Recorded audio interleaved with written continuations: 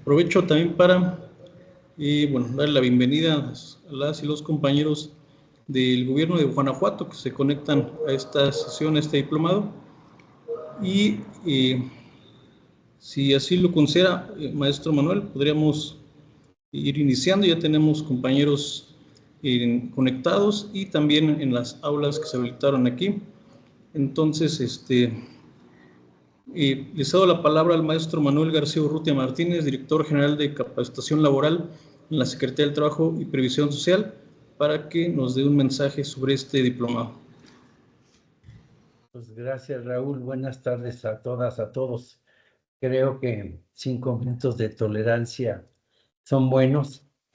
Y simplemente la idea es, al tomar la palabra, agradecer a todas y todos los que están interesados en este diplomado que ha señalado Raúl, la participación en esta experiencia novedosa que queremos impulsar con un solo objetivo. El objetivo es promover, difundir, reflexionar sobre la reforma laboral que se promulgó el 1 de mayo de 2019 y que se ha venido instrumentando a lo largo de estos años y que sin duda generan una nueva relación laboral, una nueva forma de ver las relaciones obrero-patronales, una nueva cultura donde se incorporan nuevos valores, nuevas prácticas, sobre todo en lo que se refiere a la libertad sindical, la democracia sindical y lo que significa la negociación colectiva efectiva. Dentro de los módulos y las pláticas que vamos a poder compartir con ustedes, hay temas muy relevantes. Lo vamos a hacer como es un espacio formativo, un espacio plural, diverso, donde diversas opiniones se van a expresar y se harán de manera clara, abierta, de manera asertiva también, pero todos queremos de alguna forma contribuir a entender cuáles son las causas que han generado la necesidad de un cambio y este cambio que es profundo, que es de gran calado, lo que significa. En cada una de las exposiciones, con cada uno de los ponentes, se irán reconociendo y armando como este rompecabezas que queremos que sirva para las actividades que realizamos, para los que nos interesa el mundo del trabajo, porque es nuestra formación o porque somos simplemente trabajadores, trabajadoras que de alguna manera estamos involucrados en este proceso. Es nuestra primera experiencia, este diplomado. Queríamos hacerlo de una manera mucho más sencilla, pero nos han rebasado las expectativas y eso lo agradecemos y esperamos cumplir precisamente con lo que cada uno de ustedes espera. Estamos abiertos a cualquier comentario para mejorar la formación, la información, las relaciones que se puedan generar a partir de las inquietudes que se tengan. Estamos abiertos a cualquier diálogo, pues, porque finalmente es lo que queremos. Será, repito, un ambiente muy abierto, muy diverso, pero muy claro en torno a lo que significa el movimiento obrero en el país, porque lo que se ha trastocado fundamentalmente tiene que ver con el marco de las relaciones colectivas. Sí hay aspectos muy importantes que se han venido afectando también en las cuestiones individuales, como puede ser las vacaciones, pero decía yo, los temas centrales están basados en la libertad, la democracia, la negociación colectiva, que es la esencia de la relación obrero-patronal. Entonces, bajo este esquema, les agradezco mucho y estamos abiertos a cualquier comentario, sugerencia para mejorar lo que estamos iniciando el día de hoy. Y quiero decirles que dentro de la gente que participa tenemos gente de mucha calidad de experiencia probada en el campo laboral. Hoy tenemos la suerte de iniciar con Carolina Ortiz Porras, que nos hablará precisamente de la importancia de entender el trabajo como un derecho humano. Parece algo muy sencillo en un mundo como el de hoy, y sin embargo no crean que ha sido así. Siempre el trabajo ha estado contaminado por cuestiones económicas, ¿no? Tanto y tan sencillo como decir que el trabajo no es una mercancía.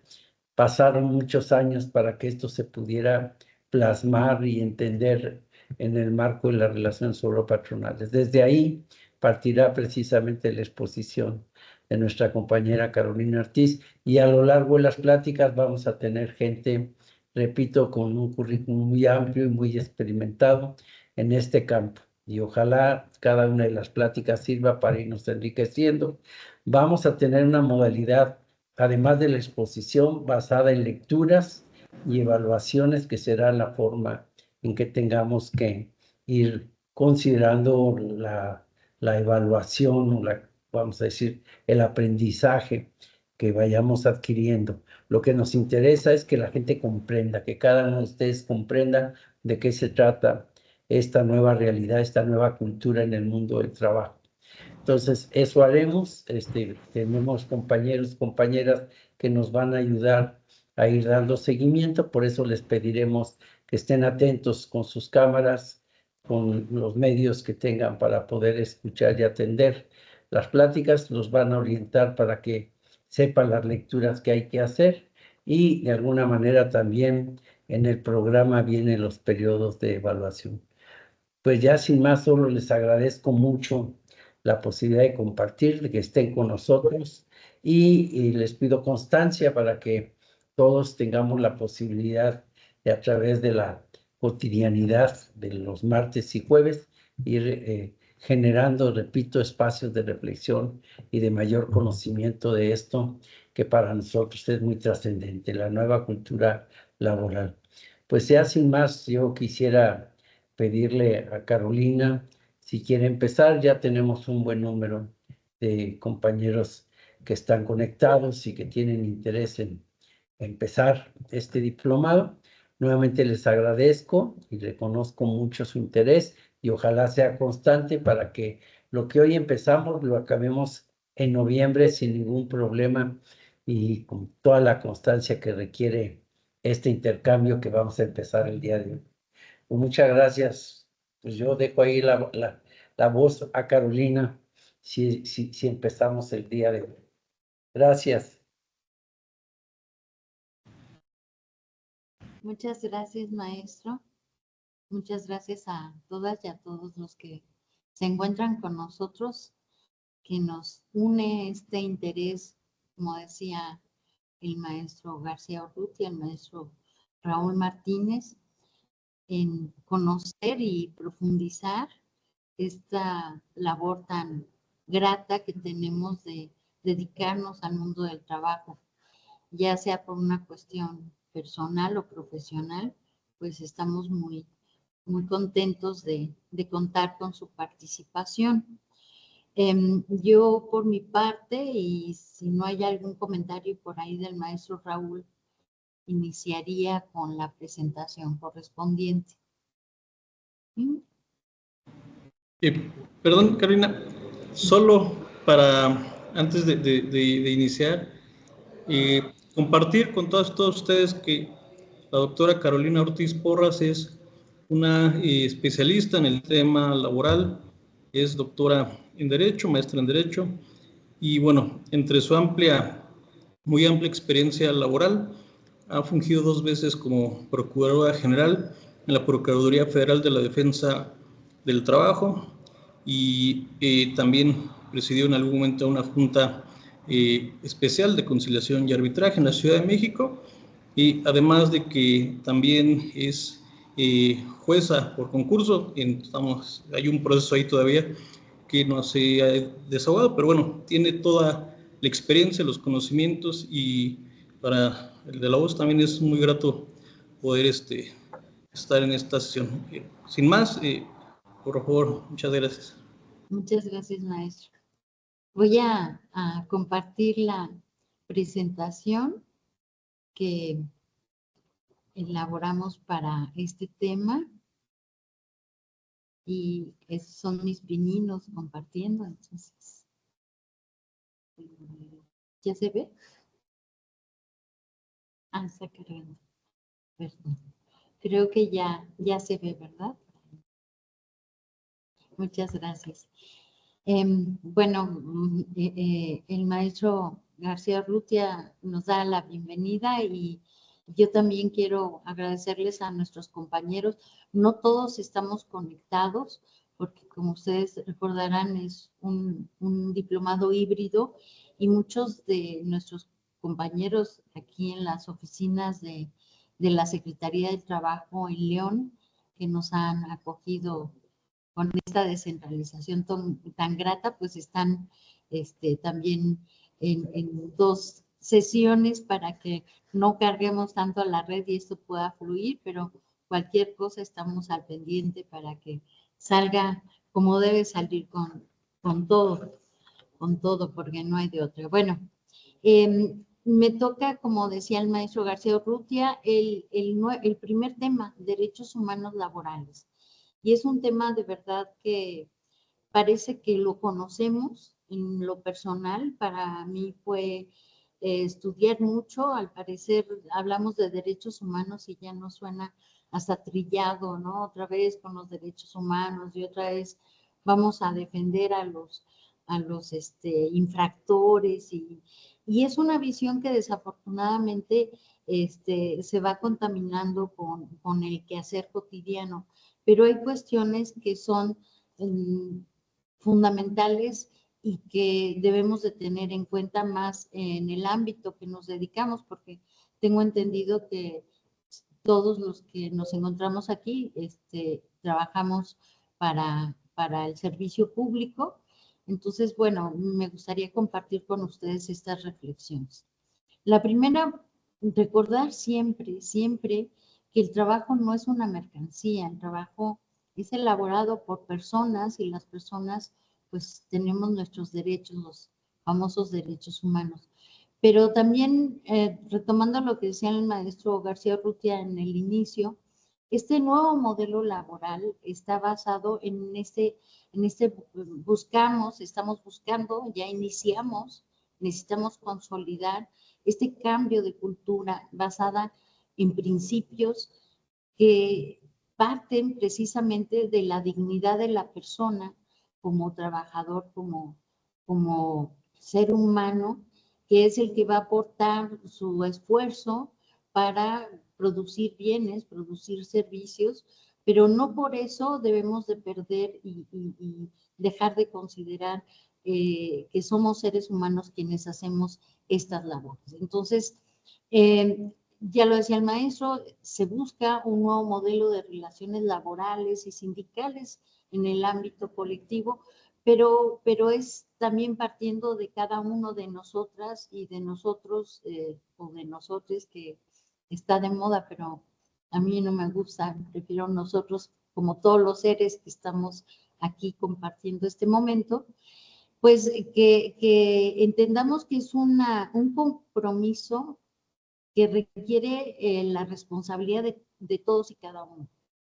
Los sectores productivos sí, pero también los servidores públicos y también los trabajadores, las trabajadoras, y fundamentalmente pues que sean una herramienta, porque nosotros pues nos toca en nuestra labor cotidiana estar revisando a veces el cumplimiento o generando espacios para que se puedan lograr los derechos. En el caso de nosotros, pues la Dirección General de Capacitación Laboral, pues también la capacitación es un derecho humano que precisamente deriva del trabajo como derecho humano. Entonces, tener eso siempre presente, incluso aquí los compañeros me ayudaron a poner en cada una de las diapositivas, en la parte superior derecha, que el trabajo no es una mercancía.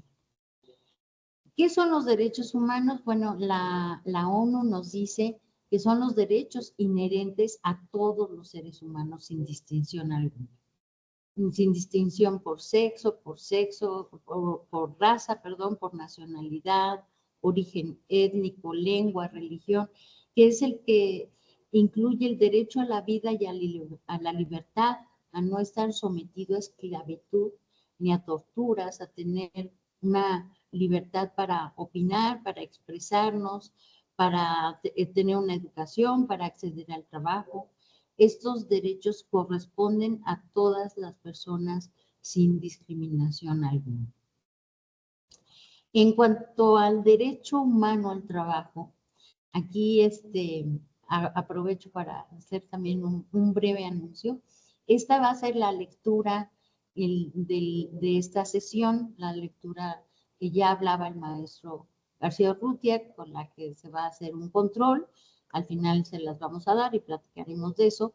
Pero de este cuadernillo que la propia Comisión de Derechos Humanos lo conoce como la Cartilla de Derechos Humanos Laborales, extrajimos estas definiciones. El derecho al trabajo es un derecho fundamental y esencial para la realización de otros derechos humanos, lo que a veces escuchamos como que es un derecho llave.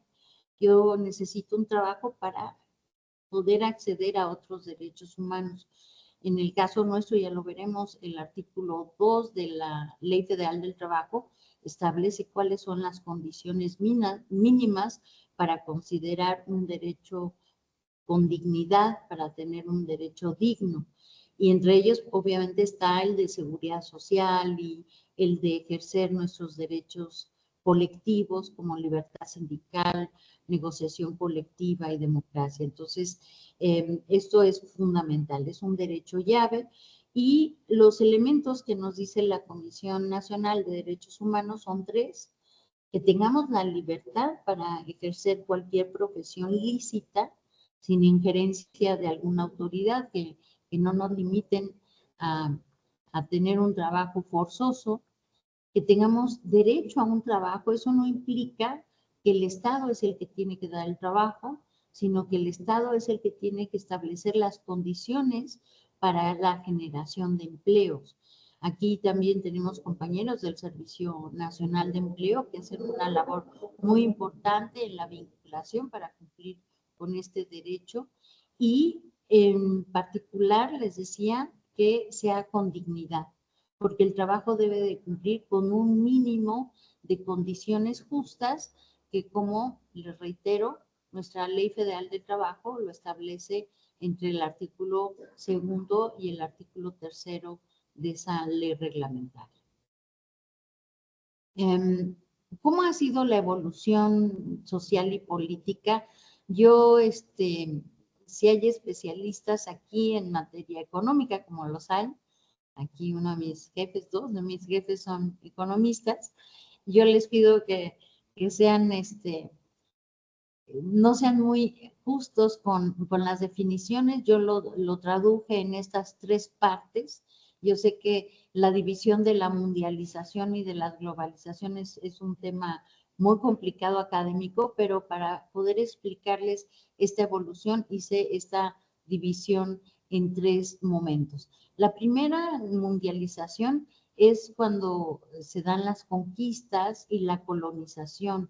Entonces aquí el modo de producción era principalmente a través de actividades extractivas de materias primas y las formas de trabajo eran las encomiendas. Por ejemplo, en nuestro país tuvimos mucho de eso, esclavitud y el inicio de las corporaciones artesanales, pero realmente no hablamos de un derecho humano al trabajo porque era incipiente. Hay antecedentes, sí, pero realmente es cuando empieza a sentirse las personas, a ver que estaban siendo pues limitadas en todos sus derechos, en todas sus expresiones, y vamos a ver en la siguiente cuál es la reacción a esta situación.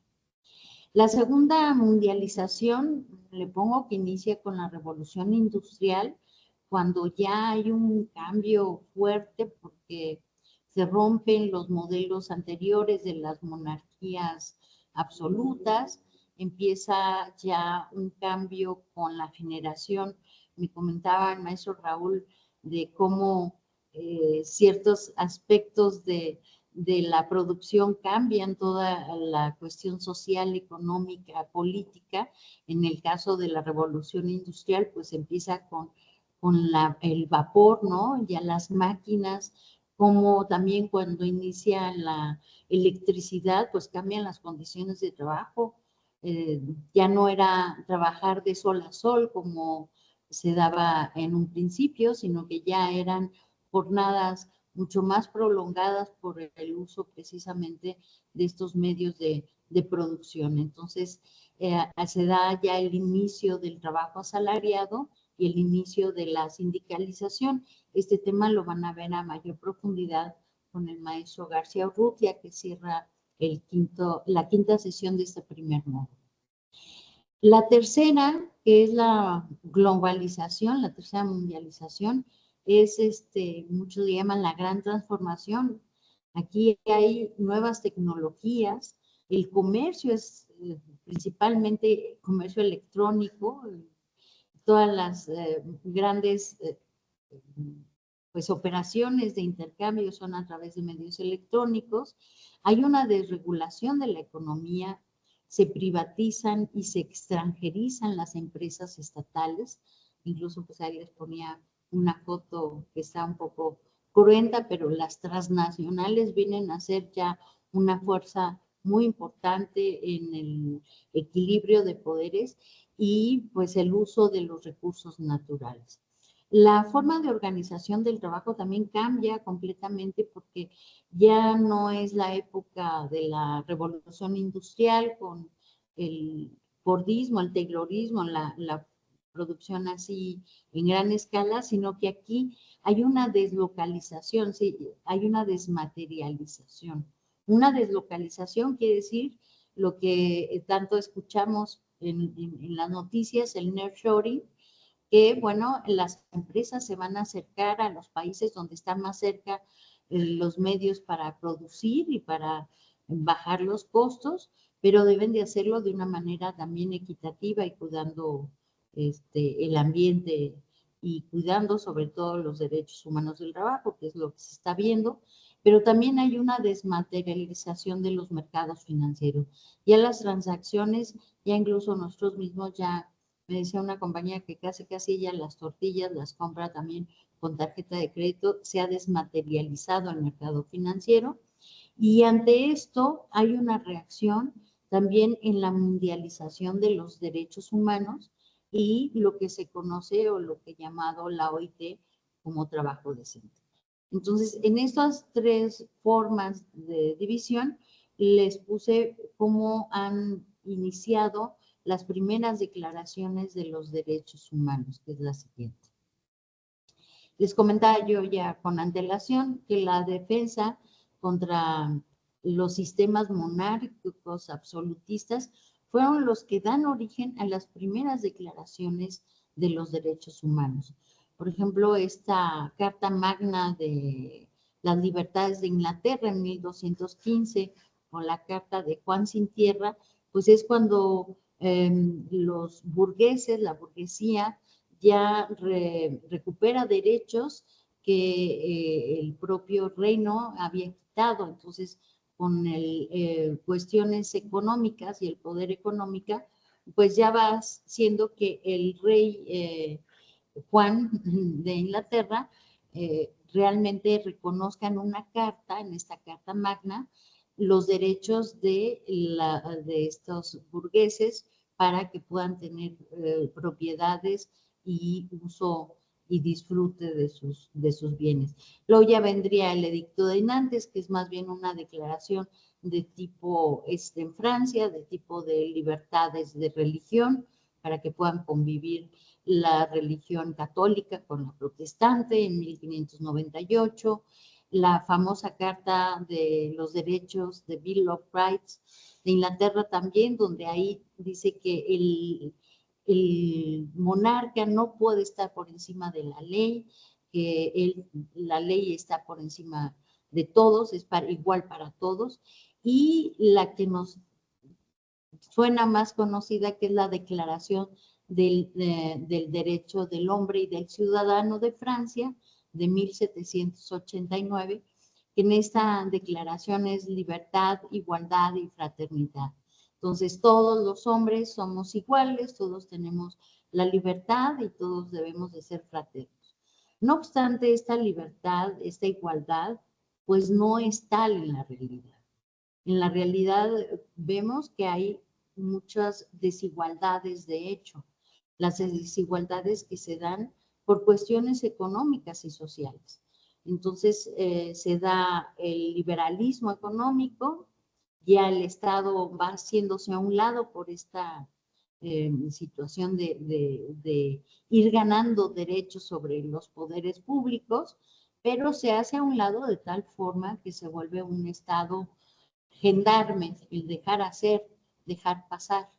Y vienen muchas injusticias, sobre todo en la clase de los trabajadores, de las trabajadoras, del trabajo de los niños. Les había puesto ahí una cita de un escritor de esa época, de cómo era la situación de los trabajadores en Inglaterra, pero pues no hay que ir muy lejos, aquí en nuestro país estaba también en una situación muy complicada. Entonces es importante pues esta situación que viene a generar muchas guerras, mucha sangre, muchas situaciones de injusticia. Y en nuestro país, yo quiero enfatizar esto, que la Constitución de México en 1917 fue el primer ordenamiento, fue la primera constitución. Como ustedes saben, la constitución de un país es la norma suprema porque es el pacto que se hace en ese país para el gobierno, y fue la primera constitución en el mundo que reconoció los derechos sociales y en particular, en el caso que nos ocupa, los derechos al trabajo. Y fue el primer catálogo de derechos al trabajo a nivel constitucional. El límite de la jornada, el derecho de las madres a amamantar en el tiempo, todos los derechos que fueron reconocidos. México fue el primer país. Aquí también en 1919, la Constitución de Weimar, la de Alemania, también ya reconoce el derecho al trabajo, pero es muy importante destacar que hay ahí un análisis. No soy historiadora y no he podido consultar las fuentes primigenias, pero hay varios autores que dicen que de esta Constitución mexicana se toma la creación de la OIT. La OIT, como ustedes saben, es la Organización Internacional del Trabajo, que deriva del Tratado de Versalles. El Tratado de Versalles es un instrumento muy importante, es un instrumento internacional, porque es el tratado por el cual se pone fin a la Primera Guerra Mundial. Y en este Tratado de Versalles también se ve y se previó ya la creación de la Organización Internacional del Trabajo, una organización que hasta la fecha es pues la organización más importante, creada y organizada de manera tripartita, es decir, van representantes de los gobiernos de los países. 187 países forman parte de la OIT hoy en día, pero también van representantes de los trabajadores y de los empleadores de cada uno de esos países. Entonces, las normas internacionales que toma la OIT son de manera tripartita, y una vez que se toman, pues ya son consideradas derecho obligatorio, ¿no? Pero eso lo veremos más adelante. Bueno, con esto, esta fuerza, esta manera de estar defendiendo los derechos de los trabajadores, se van generando otros derechos humanos, otros reconocimientos a los derechos humanos, y por eso en la tercera mundialización nos dicen varios autores, yo aquí cito a Miguel Francisco Canesa, que no fue una sorpresa que hay un grupo selecto de derechos laborales que se incluyó en la Declaración Universal de Derechos Humanos en 1948, y que esa inclusión se reafirmara en otros pactos universales posteriores, como vamos a ver. Y aquí nos dice Canesa, se entendió que el mundo del trabajo donde se desenvolvían los seres humanos tenía que ser protegido por un conjunto de derechos laborales básicos que asegurase el respeto de la dignidad humana. Aquí es muy importante insistir, lo decíamos ya desde un principio, el trabajo no es una mercancía.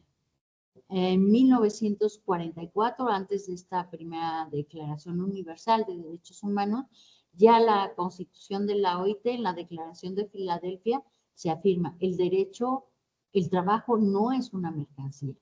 ¿Por qué se tiene que decir esto? Porque desafortunadamente sí, en la realidad se estaba viendo al trabajo como una mercancía y los trabajadores no como seres humanos, sino como implementos, como tuercas que aportaban para lograr una producción, un beneficio para quienes trabajaban, sin considerar sus necesidades básicas, sus derechos, y por eso es importante destacar que la lucha por los derechos laborales es también la lucha por los derechos humanos y que van de una manera indisolubles caminando.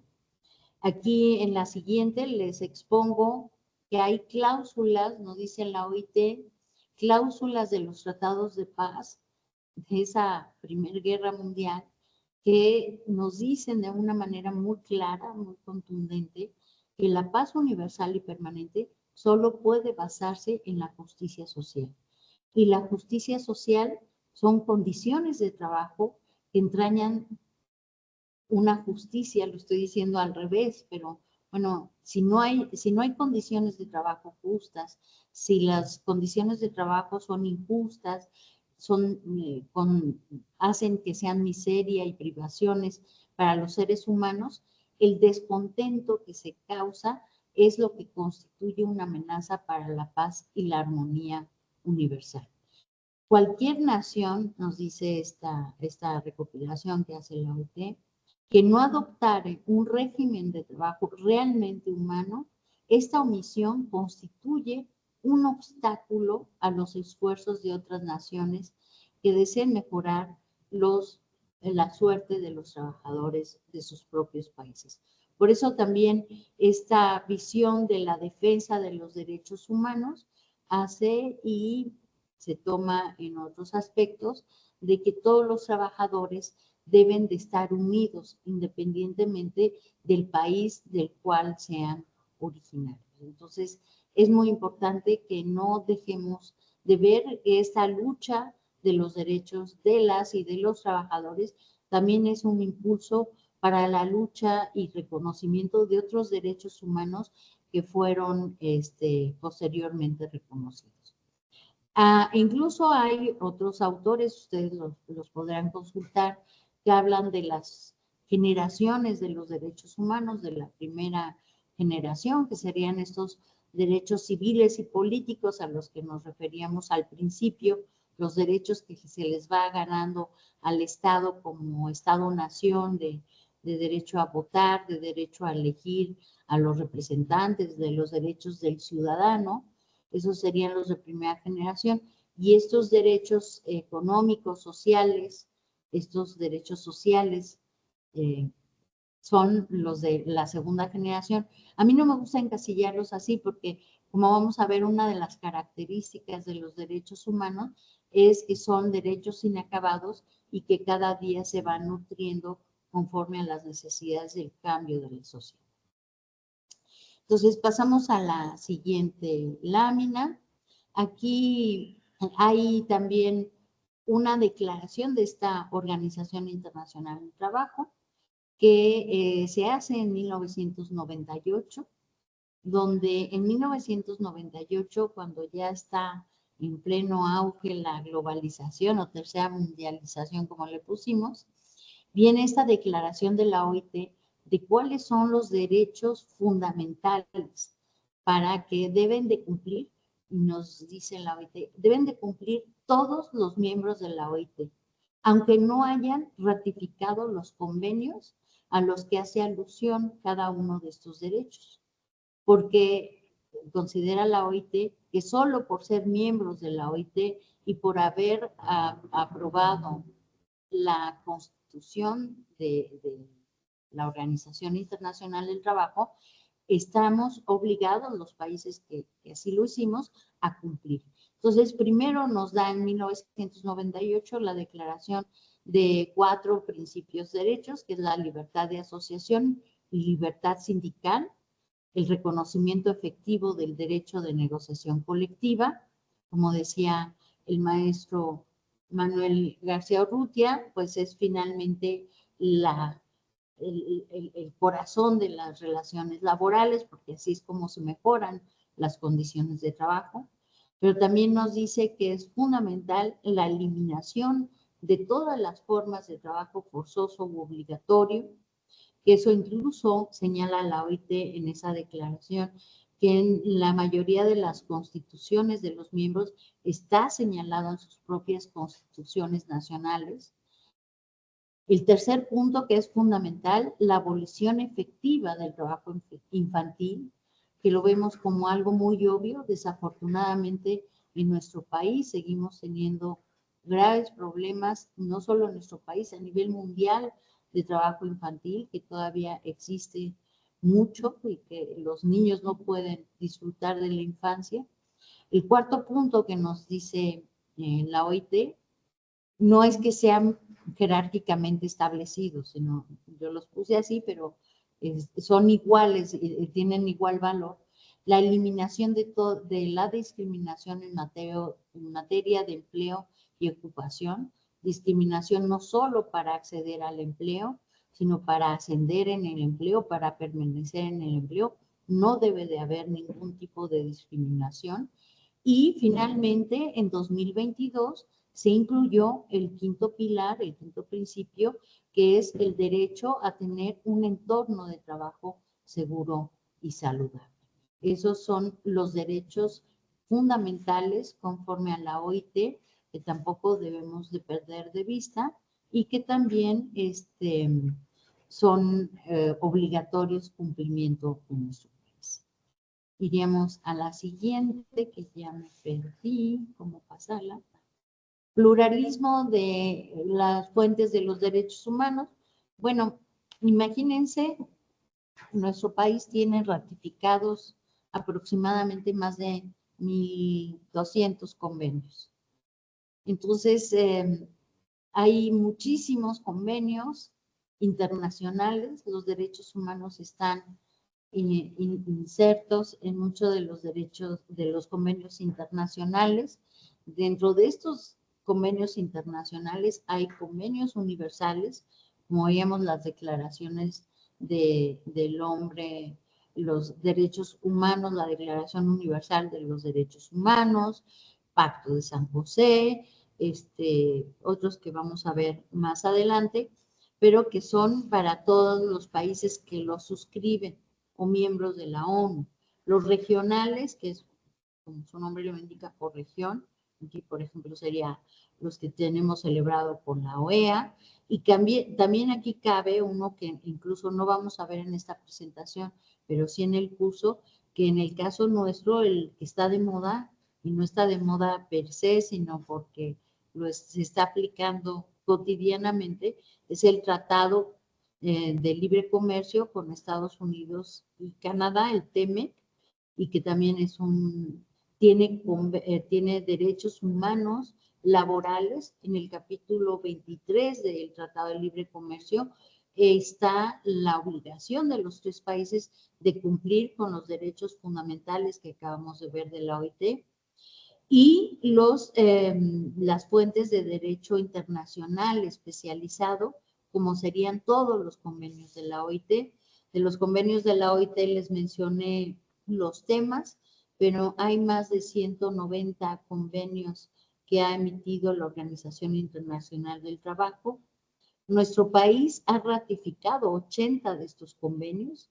Unos son en materia técnica de trabajo marítimo, de agricultura, otros, como les decía, los fundamentales que acabamos de ver, que suman 10, son 5 temas, pero son 10 convenios, si mal no recuerdo, y hay los convenios muy actuales, que también México ha sido de los primeros en ratificarlo y que incluyen derechos humanos, que es para evitar la violencia en el centro de trabajo, que incluiría el punto 5 de un derecho al ambiente libre y saludable.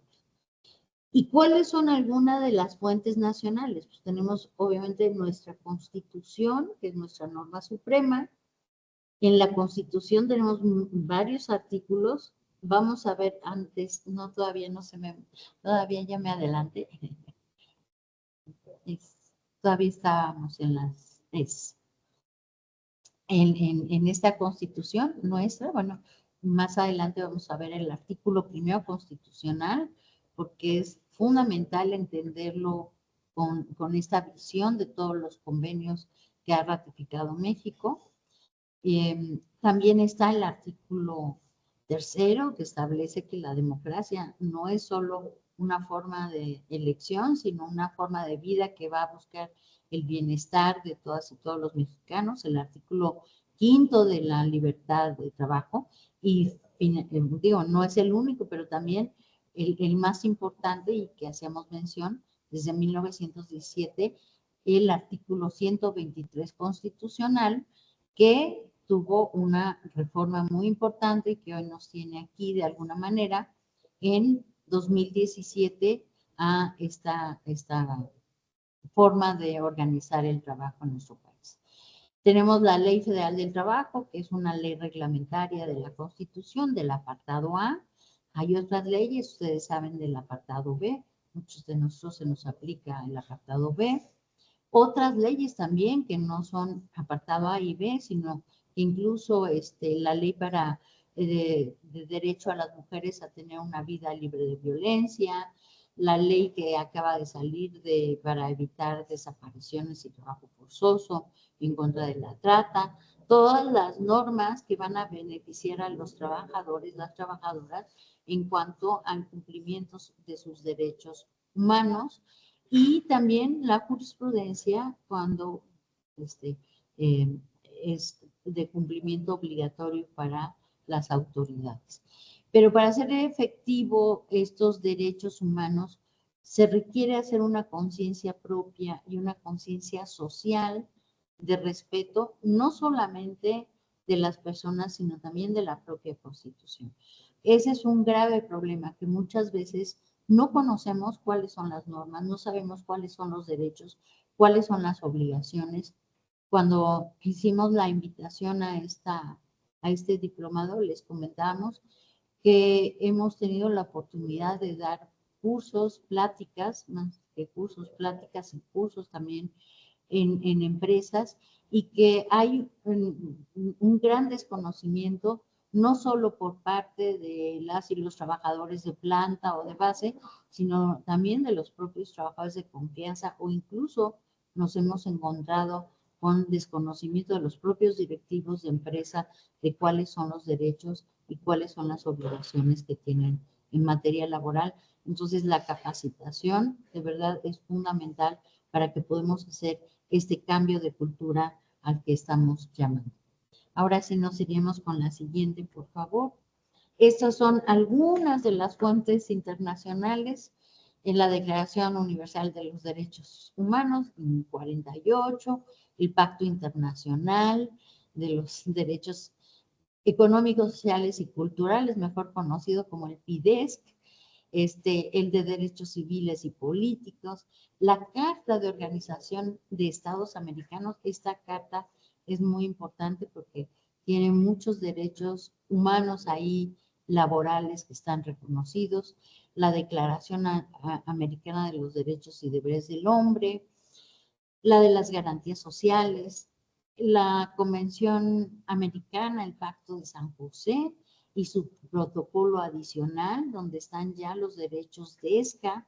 Aquí cada uno tiene una particularidad, no podemos verlos todos porque no nos da el tiempo, de verdad es demasiada normatividad, pero también hay otros que se han ido, conforme se va complicando las relaciones sociales, se van dando otras necesidades de reconocer derechos humanos que también impactan en materia laboral, como la Convención Internacional para eliminar todas formas de discriminación racial, o la Convención sobre la Eliminación de todas las formas de discriminación contra la mujer, la CEDAW, que es fundamental también, las de los derechos del niño, la que va en contra de la discriminación de otras de personas con discapacidad, entre otros.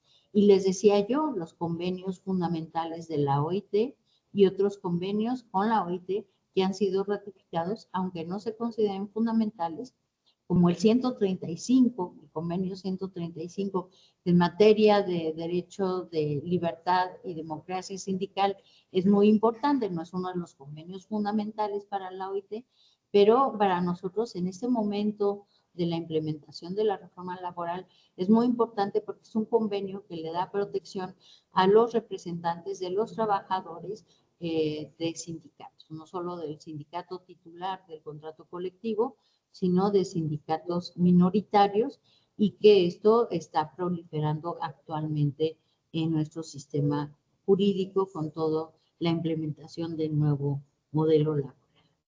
Esto es como para que nos hagamos una idea de todo lo que hay por delante. Si decimos no hay norma aplicable, es que no hemos estudiado lo suficiente, pero normas hay muchas y hay que pues, tener esta manera de interrelacionarlas. La siguiente, por favor. Ahora nos vamos con lo que les decía de nuestra Constitución Política de los Estados Unidos Mexicanos. Antes de esta reforma, al artículo 1 de 2011, había una discusión de que si había un convenio internacional, un tratado internacional ratificado que no estuviera conforme a la Constitución, ¿cuál debía de aplicarse en favor de las personas? En el caso que nos ocupa, a favor de los trabajadores. Viene por este cúmulo de judicialización, eso no se los dije, pero quiero hacer mención, que todos estos tratados internacionales, todos estos convenios, y lo van a ver a detalle cuando vean la OIT, hay órganos de control para ver que realmente se estén cumpliendo.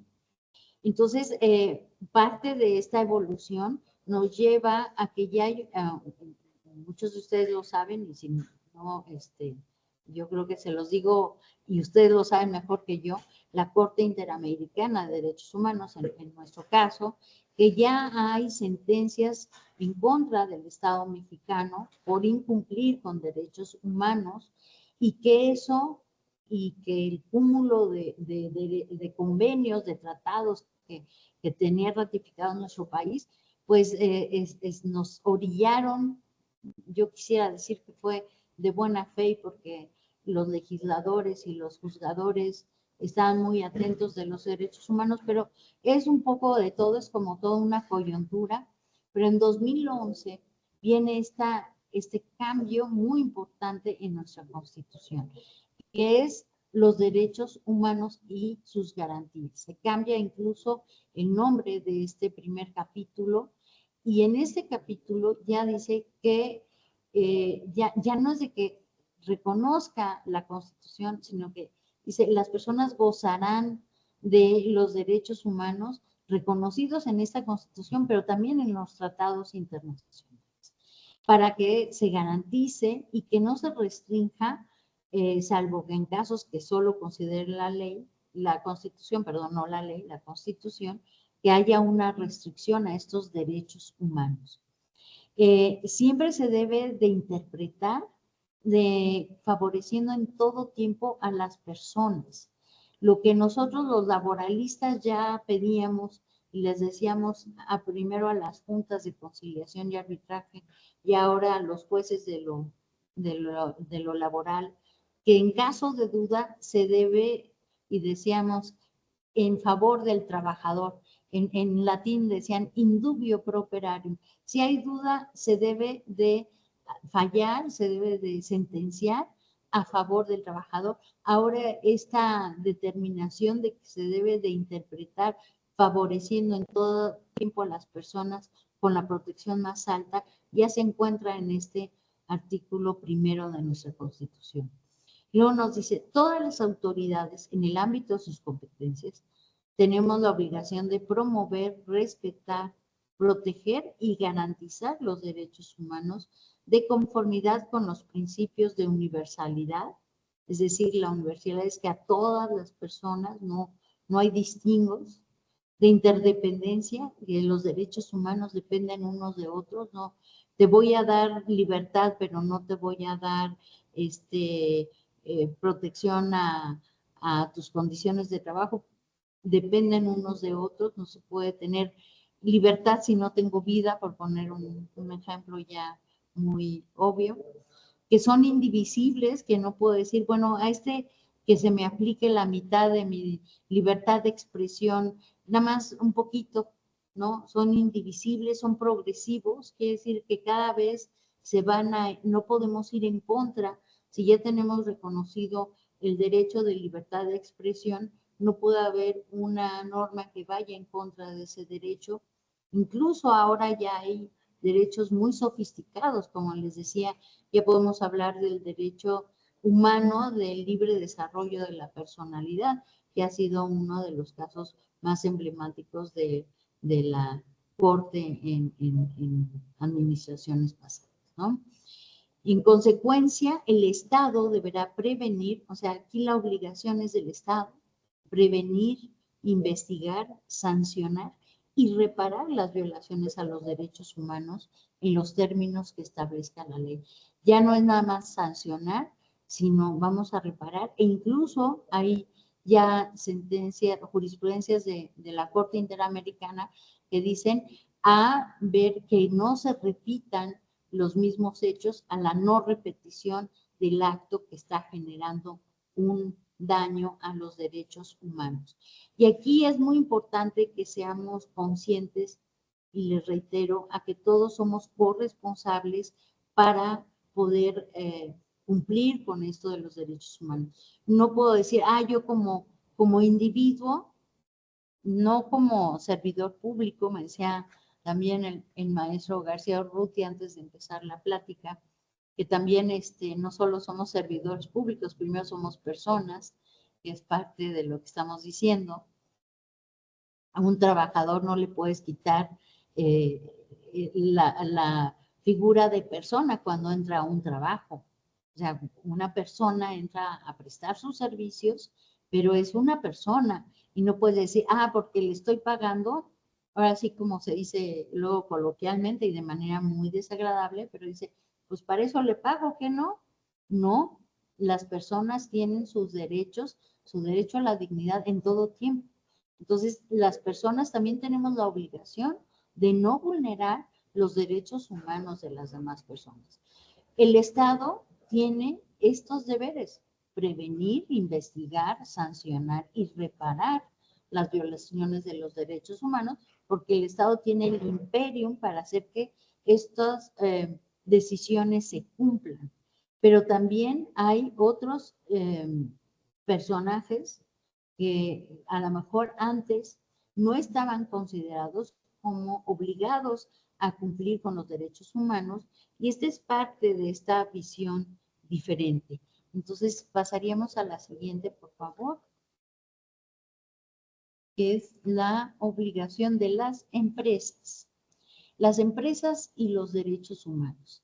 Antes, incluso muchos compañeros, alguna vez coincidimos con personas que representan a empresas que son parte del mundo laboral y que tienen también muchos derechos y muchas obligaciones. Decían, bueno, es que las empresas no tenemos derechos humanos, tienen derechos como entidades, pero también tienen obligaciones. Y tienen obligaciones que a lo mejor no estaban muy claras antes de esta nueva generación, esta mundialización. Ahora hay una declaración tripartita de la OIT, en la última revisión es de 2022, pero inició esta declaración tripartita en la primera década de este siglo, sobre los principios que deben de tener las empresas multinacionales y la política social. Y les reitero, subrayo el término tripartito, porque estas normas se toman de común acuerdo con representantes de gobierno, trabajadores y empleadores. Y están dirigidas no solo a las empresas y no solo a las empresas multinacionales, sino en general a los gobiernos y a los trabajadores y empresarios que son los que manejan estas empresas. Este instrumento de la OIT está basado en convenios que ya han sido aprobados por la OIT y que van a orientar a las empresas para que tomen políticas sociales y prácticas laborales que sean responsables y sostenibles. Y en este mismo sentido, la OCDE, que es esta organización intergubernamental que tienen las empresas también buscan la mejor productividad y que hacen también un análisis riguroso de cómo va la productividad, los estándares de competencia, cómo se están cumpliendo todos los puntos para un mejor desarrollo económico de los países. También tiene una guía de debida diligencia para la conducta empresarial. Y en la página de la OCDE nos dice, esta guía busca promover entre los gobiernos y las partes un consenso para la conducta empresarial responsable y contribuir a que las empresas implementen las recomendaciones que nos dan los principios rectores de la ONU y la propia declaración tripartita de la OIT sobre las empresas multinacionales. Entonces, esto también tiene una forma de control, de seguimiento.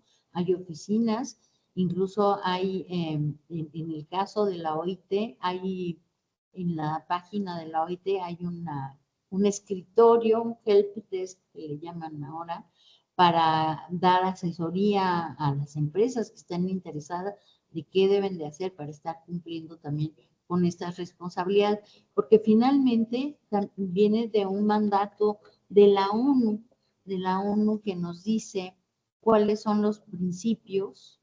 Iríamos a la siguiente, por favor. Cuáles son los 10 principios del Pacto Mundial y que también está relacionada con toda la gobernabilidad. No podemos ver la gobernabilidad solo a cargo del Estado o solo a cargo de los empresarios o solo a cargo de las y los trabajadores, sino que debemos de verlo de esta manera integral. Entonces, la propia ONU, en este plan de desarrollo 2030, también hizo los 10 principios para que las empresas puedan contribuir a este desarrollo. Y el primer principio es que deben de apoyar y respetar la protección a los derechos humanos fundamentales, que no deben de ser cómplices, nos dice el segundo, no deben de ser cómplices las empresas de vulnerar los derechos humanos. Si una empresa está viendo que en su contexto hay una vulneración, tienen que hacer lo propio. Tiene que haber un apoyo y un cumplimiento a la libertad de afiliación y reconocimiento efectivo del derecho a la negociación colectiva, porque estamos entrando a este modelo laboral y vamos en contra de la simulación, y un derecho real a la negociación colectiva ayuda a la empresa también a ser una mejor empresa, a eliminar todas las formas de trabajo forzoso. Incluso ya hay contratos colectivos, se publicó en esta semana, no recuerdo cuántos contratos colectivos de trabajo que ya pusieron expresamente el rechazo al trabajo infantil. También abolir las prácticas de discriminación, empleo y ocupación, tener un enfoque preventivo y ya también un aspecto de mayor responsabilidad ambiental, usando tecnologías respetuosas del medio ambiente y siempre trabajando en contra de la corrupción en todas las formas que pueda darse la corrupción, incluidas extorsión y soborno, incluso de algunas personas o de algunas organizaciones que puedan manifestarse como sindicatos y que no lo son. Entonces, pasaríamos a la siguiente, por favor.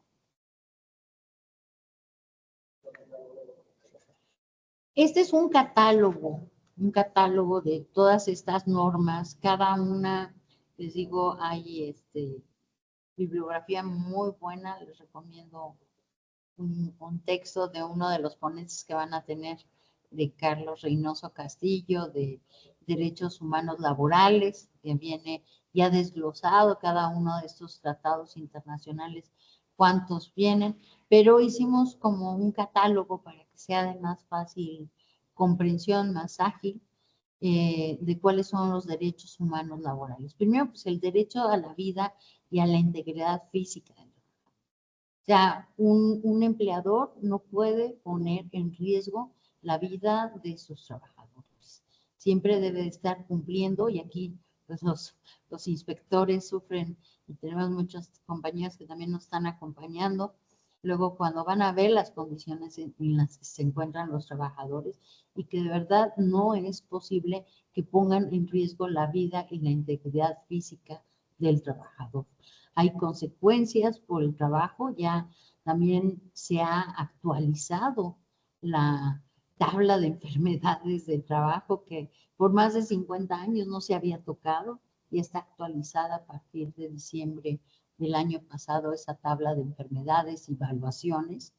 Se reconocen enfermedades que no se habían reconocido, porque hay siempre un desgaste funcional en el trabajo, pero por eso están todas las medidas, las normas oficiales y todos los aspectos que deben de cumplir las empresas para no poner en riesgo esta vida y la integridad física de las y los trabajadores. La libertad de trabajo, a elegir el trabajo, de verdad a no estar orillados muchas veces a tomar un trabajo. Aquí hay poder también ascender en el trabajo, que no haya esa discriminación, la no discriminación para el acceso, para el mantenimiento, para el ascenso, incluso para la terminación de una relación de trabajo. Ahí luego los administradores hablan de toda la vida laboral que inicia ya con las propias ofertas de trabajo, que no sean excluyentes, ¿no? Si no hay una situación que requiera un perfil específico, pues luego poner que las personas que quieren contratar pues no vayan a tener hijos y no vayan a casarse, todo eso es discriminación, eso no está permitido. El salario, un salario debe ser suficiente, también ha habido pues una política muy importante de recuperación del ingreso del salario, pero sabemos que falta. Un empleo estable, este es fundamental, es un derecho humano a un trabajo estable, está en las normas internacionales, está en el artículo 123 de la Constitución, el derecho de un trabajador de seguir contando con su trabajo, salvo que hubiera incurrido en una de las causales que establece limitativamente la Ley Federal del Trabajo en el artículo 47. Si no incurrió en una causal, es un despido injustificado. Y eso es ir en contra del derecho humano a la estabilidad en el empleo, de que yo pueda seguir contando con mi trabajo, que es mi modo de vida, mi ingreso, y que me da derecho, bueno, ustedes ya lo saben, me da derecho o a pedir una indemnización o a pedir la reinstalación en el empleo, porque es un derecho humano, estabilidad en el empleo. Que el derecho humano, que las condiciones sean satisfactorias, o sea, las jornadas no sean inhumanas, ya también lo dice nuestra Ley Federal del Trabajo, que las jornadas, que haya las vacaciones, que sean conforme a la ley, que se hagan los pagos a tiempo, que no haya coerción, que no haya violencia en el trabajo, eso es fundamental. Aparte de que es uno de los aspectos que también trae la reforma laboral, ahorita la vamos a ver, es un problema fuerte en el ámbito mundial, que la OIT también ya sacó un convenio, el convenio 190, sobre la violencia en el trabajo. Ya no nada más es responsabilidad del patrón evitar que en su centro de trabajo haya violencia, sino incluso en sus cadenas de suministro o de sus propios proveedores. Entonces tiene que tener cuidado que si el proveedor que lleva el agua o que lleva los insumos para la materia para la transformación en la fábrica, pues que no sea una situación que genere violencia en el trabajo. Ese convenio 190, México fue el 18º país en ratificarlo y entró ya en vigor en julio del año pasado, ya es vigente, es obligatorio cumplimiento. Que estas condiciones sean satisfactorias, que la libertad sindical en lo individual y en lo colectivo, en lo individual, que la persona, el trabajador, tenga derecho de pertenecer, no pertenecer o dejar de pertenecer a un sindicato sin que eso le vaya a costar su trabajo o que le cambien sus condiciones de trabajo. O si quiere hacer un nuevo sindicato con otros compañeros, esa libertad de hacer un nuevo sindicato sin que eso le traiga repercusiones.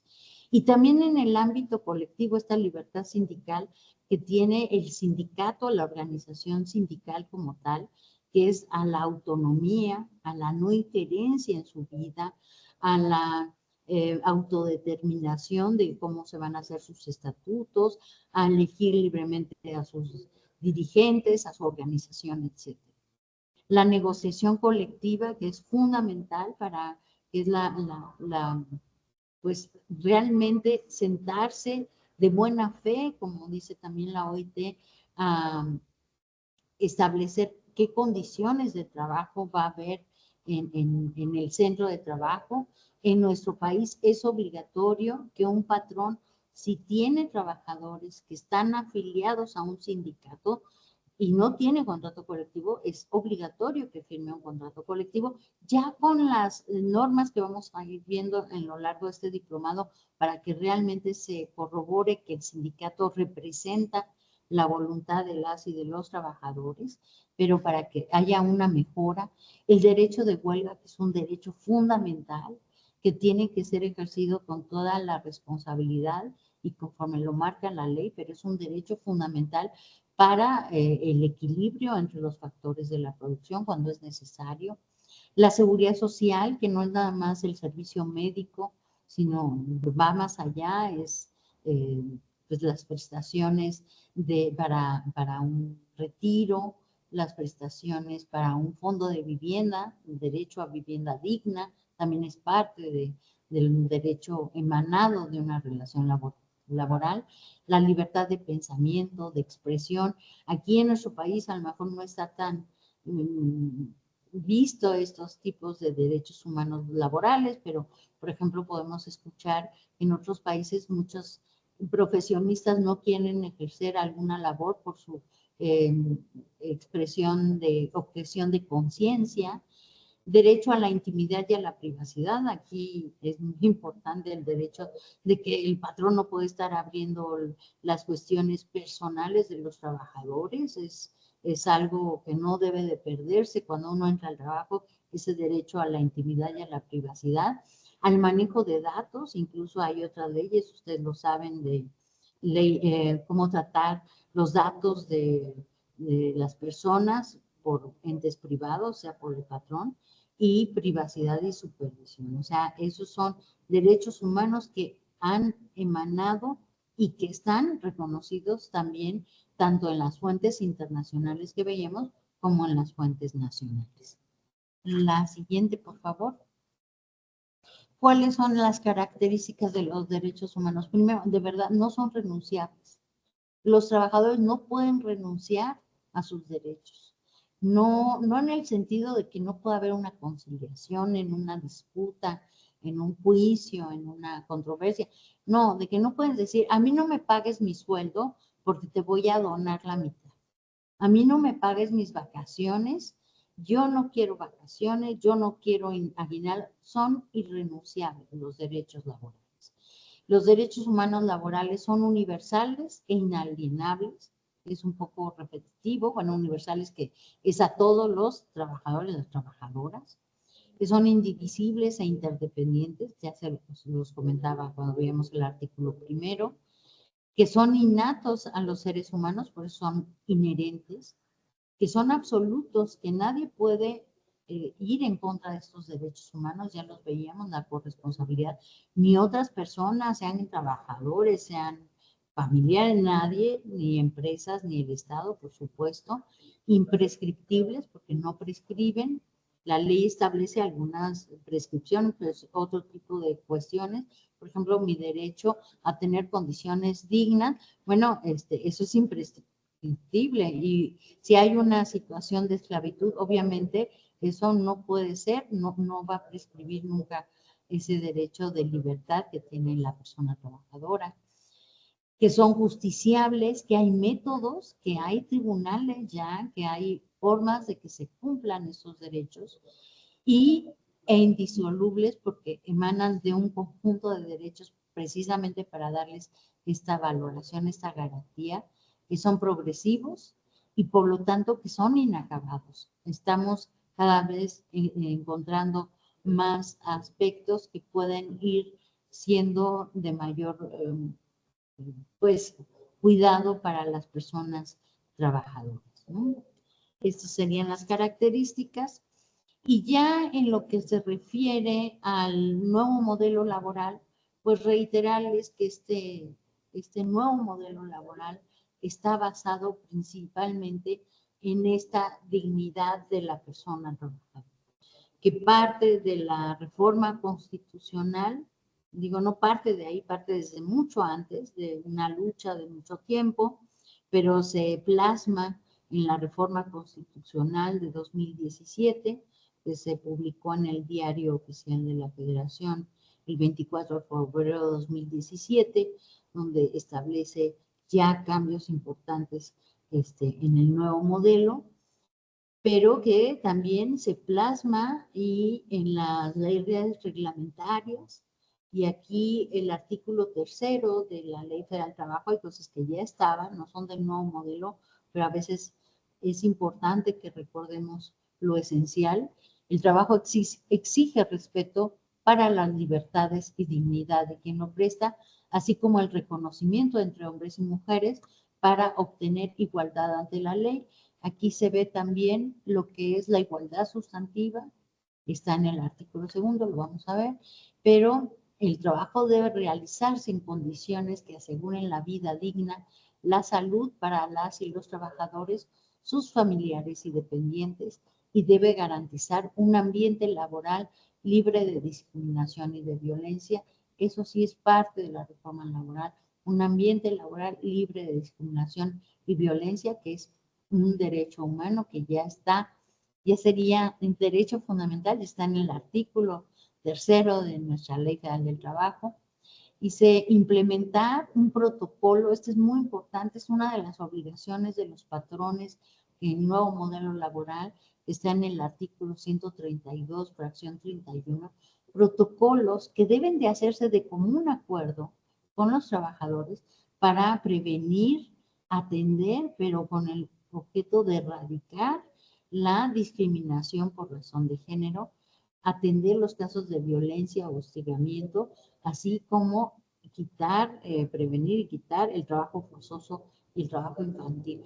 Además, en el trabajo forzoso infantil, México ha ratificado otros instrumentos internacionales que también hacen que estemos buscando erradicarlo de manera absoluta. En el artículo 164 dice que los hombres y mujeres tenemos los mismos derechos y obligaciones, pero que se debe de proteger a las trabajadoras, pero también a los trabajadores que tengan responsabilidades familiares, asegurando la igualdad de trato, pero también la igualdad de oportunidades. Y también en materia sindical, bueno, ya se incluye la representación proporcional con razón de género. Es decir, si hay más mujeres en un sindicato, las directivas sindicales deben de estar formadas por más mujeres y menos hombres, y eso el Centro Federal de Conciliación y Registro Laboral es la única autoridad que está facultada para otorgar registros y a los sindicatos de sus cambios en sus directivas y estatutos, etcétera, está viendo que se cumplan estos derechos, si no los obligan a llevar otra vez las elecciones para que se haga la elección de una dirigencia con representación proporcional en género. Y bueno, la siguiente, por favor, que nos habla, les decía, el artículo segundo de la ley retoma esta visión también de la OIT de trabajo decente que platicamos, pero sin perder la concepción original del 123 del trabajo digno, ese trabajo digno decente, que son las condiciones mínimas que establece la ley para que se considere que es un trabajo decente. Pues que no exista discriminación, como ya lo veíamos, que las listas negras son consideradas discriminatorias, eso lo pusimos porque hemos tenido casos donde hay listas negras en algunas empresas, también la discriminación antisindical, es decir, que despidan a los trabajadores o les cambien sus condiciones por ejercer esa libertad sindical que platicamos en un inicio, que se tenga acceso a la seguridad social, reiterándoles que seguridad social sí es una atención del instituto, un registro en las instituciones de seguridad social, apartado A es el IMSS, para tener acceso a prestaciones médicas, pero también es una aportación para el fondo de vivienda y una aportación para el fondo de retiro, que el salario sea remunerador, que la capacitación sea continua para una productividad, pero esa productividad debe de tener, los beneficios deben de ser compartidos, deben de regresar también a quienes están originando esta productividad, a las personas que originan mayor producción, mejor producción, que se cuente con un ambiente de trabajo libre de violencia y condiciones óptimas de seguridad y salud, que se fomente la igualdad sustantiva, es decir, que se tomen acciones para que realmente esa igualdad que dice la ley, que hombres y mujeres somos iguales, pues realmente sea real, porque sabemos que luego hay letra que se queda en la ley, y cuando hay un acceso al trabajo y compiten personas de la misma perfil profesional, pero hay hombres y mujeres, generalmente se discrimina a las mujeres, y esto es parte de nuestra realidad, no es culpa de ninguno de los que estamos aquí, pero sí es parte, nosotros los que estamos aquí somos parte de la solución, y ver que se tomen acciones para que se mejore. Y les reitero, la Ley Federal del Trabajo, artículo 2, dice que no hay trabajo digno si no se respetan los derechos colectivos de las trabajadoras, de las personas trabajadoras. Libertad de asociación y democracia sindical, negociación para una contratación colectiva auténtica y el derecho de huelga. Esos son, de manera muy sintetizada, porque es mucha información, cuáles son los derechos humanos laborales que están en las normas internacionales, pero también en nuestra norma nacional. Y aquí como colofón, pues quise ponerles dos citas.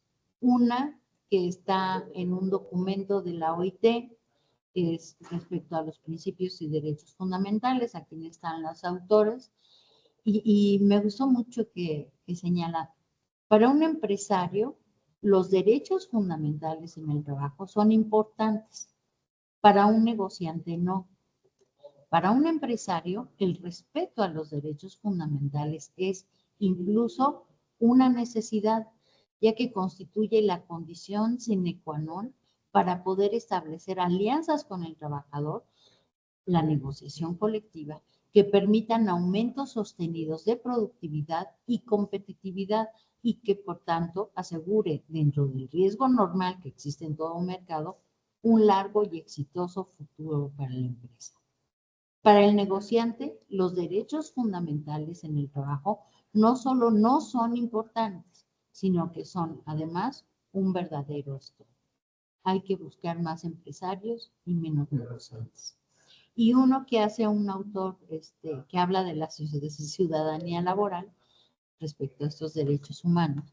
Dice, si libertad profesional y derecho al trabajo hunden sus raíces, respectivamente, en los dos pilares básicos de la libertad y la igualdad, el deber de trabajar se asienta en el tercero de esos pilares, que viene a ser la solidaridad. Y aquí una foto que la desigualdad también es violencia. Por mi parte sería cuánto y quedo a sus órdenes para ver si hay alguna pregunta o alguna inquietud. Muchísimas gracias. Muchas gracias, doctora Carolina. Bien, abriríamos entonces un espacio para que puedan plasmar alguna pregunta. Y bueno, para abrir también este espacio, comenzaría, si me lo permite, doctora Carolina, con una pregunta. Digo, estamos hoy en día en un contexto con mucha influencia de la tecnología, de lo digital, y con ello se ha observado que se han dado, por decirlo de alguna manera, nuevas formas de trabajo en las que pareciera que se sustituye una relación laboral por una relación comercial, pero sigue habiendo algún tipo de desigualdad, por decirlo de alguna manera. Me refiero específicamente, por ejemplo, a los repartidores, ¿no?, de plataformas como Didi, o Uber Eats, etcétera, donde pareciera que ya no existe una subordinación en el sentido como marca la ley para que se pueda establecer una relación de trabajo. ¿Cuál sería su opinión en ese sentido? ¿Cómo ver esta situación desde la perspectiva de derechos humanos? Esa sería mi pregunta y bueno, muchas gracias. Gracias, maestro. Bueno, efectivamente, nos faltan hacer muchas adecuaciones a la norma. Nosotros, dice la ley, que un trabajo es una relación personal subordinada a cambio de un salario. Eso se considera trabajo. Y eso es una presunción. Recordemos que también nuestra Ley Federal del Trabajo establece presunciones a favor de las personas trabajadoras. Si no hay un contrato escrito de trabajo, no por eso las personas dejan de tener sus derechos, al contrario, se considera que es un trabajo y es un trabajo por tiempo indeterminado. Si no hay un contrato que diga es por tiempo determinado y para obra determinada, se considera así en favor de las personas trabajadoras. Lo que está pasando con este derecho, con esta situación tan importante que se está generando por las nuevas formas de organización del trabajo, es muy interesante. Tenemos que adecuar el marco normativo, pero no por no adecuarlo vamos a decir que son personas que no tienen derecho. Ya hay propuestas de reformas a la Ley Federal del Trabajo para que se incluyan, pero hay antecedentes, hablando en esta visión de derechos humanos laborales, hay antecedentes de jurisprudencias en la Corte Europea de Derechos Humanos y en el caso de Argentina y Colombia no estoy segura, pero de Argentina sí, donde se les reconoce que son trabajadores porque están realizando un trabajo en beneficio de un ente que es el que está recibiendo la ventaja económica.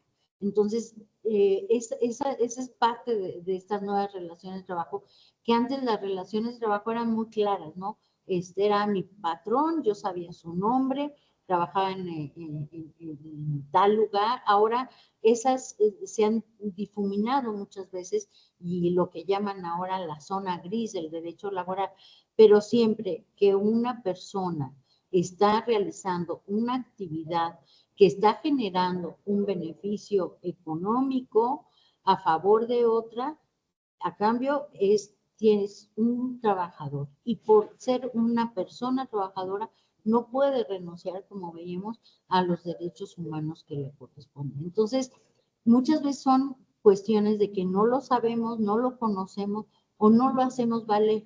Por eso también se puso de moda eso de los litigios estratégicos para establecer ya precedentes donde se vea que estos derechos son derechos laborales y que deben de tener la protección de la persona trabajadora, no de un trabajador asalariado en tal empresa, sino de las personas, de los seres humanos que prestamos un servicio para poder tener un beneficio económico y también, como usted me lo ha mencionado en varias ocasiones, una realización personal, porque el trabajo también va más allá de una mera actividad física o intelectual.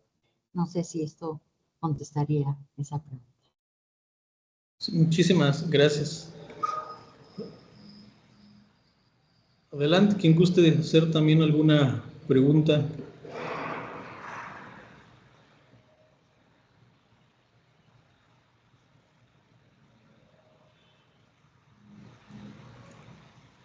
De los compañeros que nos también están presentes de parte del gobierno del estado de Guanajuato, quisieran hacer alguna pregunta.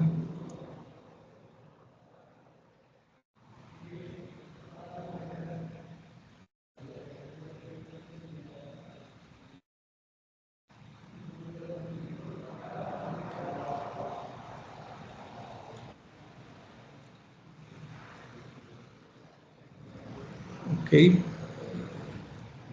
De la oficina de representación aquí en León.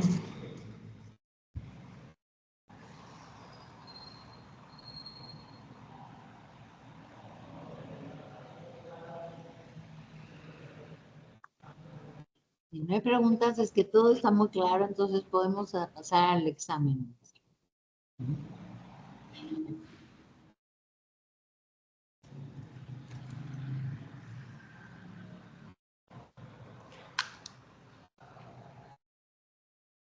Adelante, vemos una mano levantada. Claudia Lelí, adelante.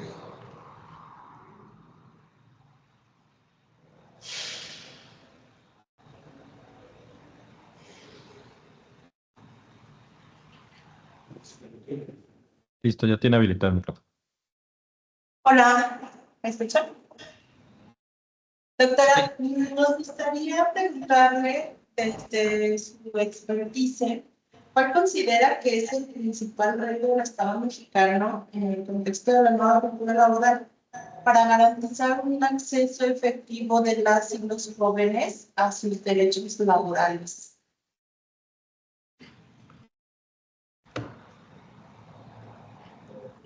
No escuché bien. ¿Cuál es el primer obstáculo para acceder? No sé si esa es la pregunta, perdón, que oí un poco cortado. No sé. ¿Cuál es el principal obstáculo para que los jóvenes accedan a sus derechos laborales? ¿Puede ser?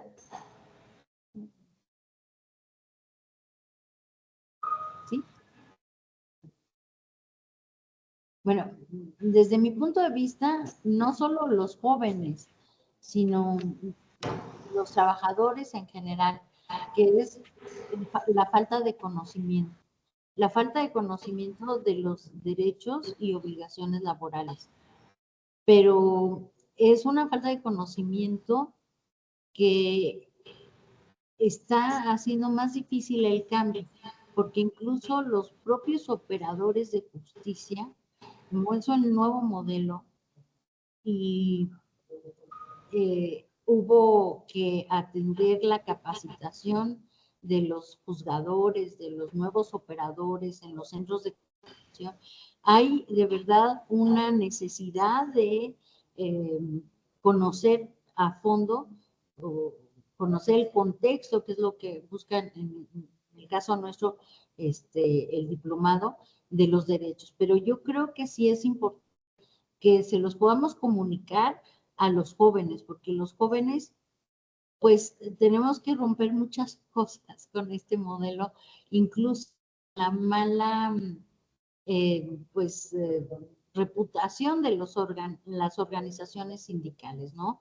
A lo mejor no están interesados en afiliarse a un sindicato, pero realmente es una manera de que puedan organizarse para mejorar sus condiciones de trabajo. Lo decía el maestro y lo vamos a ver a lo largo de este diplomado, que la negociación colectiva es de verdad la única manera real de ir mejorando nuestras condiciones de trabajo. pero es importante llegar a los jóvenes, es importante comunicarnos ahí con ellos y estarlos formando, porque, por ejemplo, es muy claro en el caso de seguridad social, muchos jóvenes dicen, no, no, a mí que no me descuenten de la seguridad social, ya me dijeron que no, que si no me descuentan, pues me van a dar más dinero en efectivo, pero eso les va a repercutir y muchas veces no lo ven porque la vejez está muy lejos, pero ir generando estos fondos para una vivienda o para un retiro, pues es un derecho que es, como yo luego les digo a los trabajadores, pues no es de que tengan ustedes la herencia de los castillos para dar, en mi caso no lo tengo, entonces los derechos que yo voy generando como trabajador es parte de lo que a mí me va a dar esa seguridad, es mi derecho humano a tener esa seguridad para que cuando yo me retire o suceda una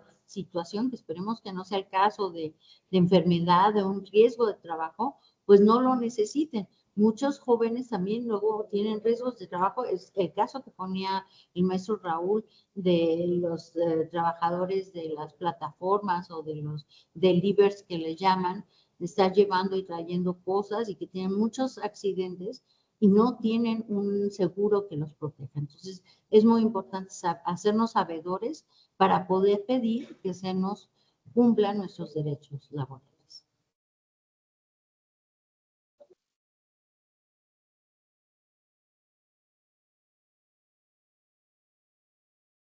El maestro Manuel levantó la mano. Adelante, maestro.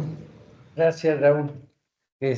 Sin duda muy interesante y clara la intervención y la exposición de Carolina, pero escuchándola me acordé de una experiencia muy interesante que me tocó ver en Canadá, donde se ven derechos encontrados.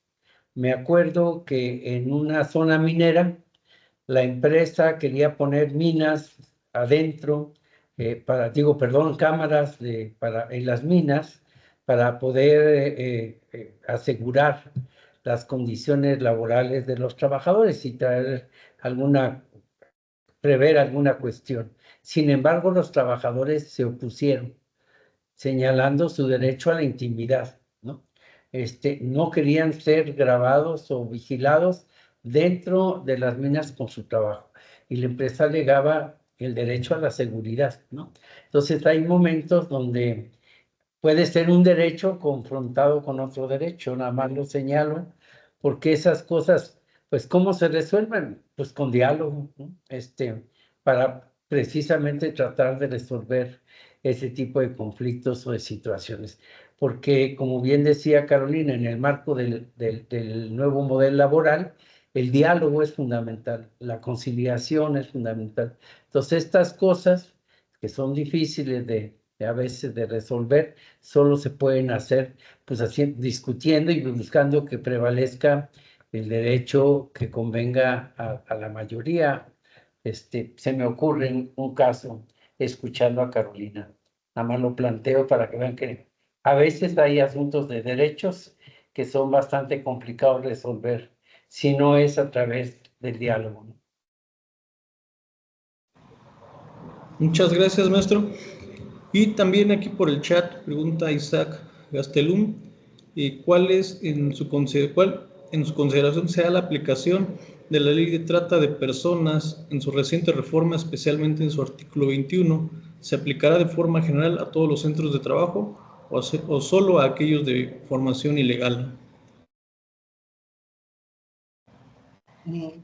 También muy interesante su pregunta. Es una ley que está iniciando, es de reciente aprobación. No la conozco a fondo. De lo que la he leído, se tienen que dar varios supuestos para que se considere que hay un delito. No es nada más para actividades ilícitas desde mi punto de vista. Habría ahí que verlo, la indivisibilidad que platicamos de los derechos humanos. Realmente si hay un trabajo forzoso. Es un tema que, como decía el maestro, en materia laboral la negociación es fundamental. Entonces, efectivamente hay una obligación en la ley de trabajo de horas extras, pero ese trabajo de horas extras, ¿cuál es la limitación que tienen los empleadores? Y si un exceso del abuso de este derecho pueda generar un trabajo forzoso como lo plantea esta ley de trata, ¿no? Entonces, tendríamos que ver el supuesto. Yo creo que no es de fácil aplicación, tiene que haber acciones ya de derechos reiterados para establecer una presunción e iniciar una carpeta de investigación, etcétera. Pero creo que es interesante que se esté planteando, porque es un derecho humano, el no trabajo forzoso. ¿Cuál es ahora sí que la interpretación que se está dando en el ámbito jurisdiccional de este trabajo forzoso en materia, hasta donde yo sé, en México todavía no hay precedentes, en materia internacional sí, y es uno de los derechos fundamentales de la OIT, que además, como les decía, estamos obligados a cumplir no solo por la OIT, sino en particular con nuestros socios comerciales del TEMEC, de no caer en trabajo forzoso. Entonces, es una ley que hay que analizar a profundidad. No me siento con la autoridad para emitir una opinión contundente, sino ver que es una norma nueva que está generando mucha inquietud precisamente porque hay empresas que pues les piden a sus trabajadores, no quisiera decir obligan porque sería calificar a todas, pero les piden a sus trabajadores que elaboren mucho más allá de las 9 horas que permite la Ley Federal de Trabajo como horas extras.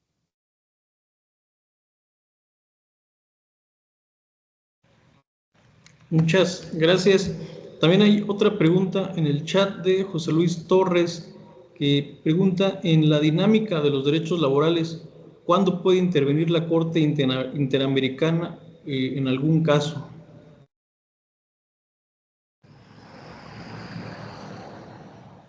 Pues es ahí habría que ver primeramente que se dé el principio de definitividad. No soy especialista en derecho internacional, ni mucho menos. Hasta donde yo sé, hay que llegar a todos los medios de defensa nacionales, pero ya hay ya hay sentencias en contra de México.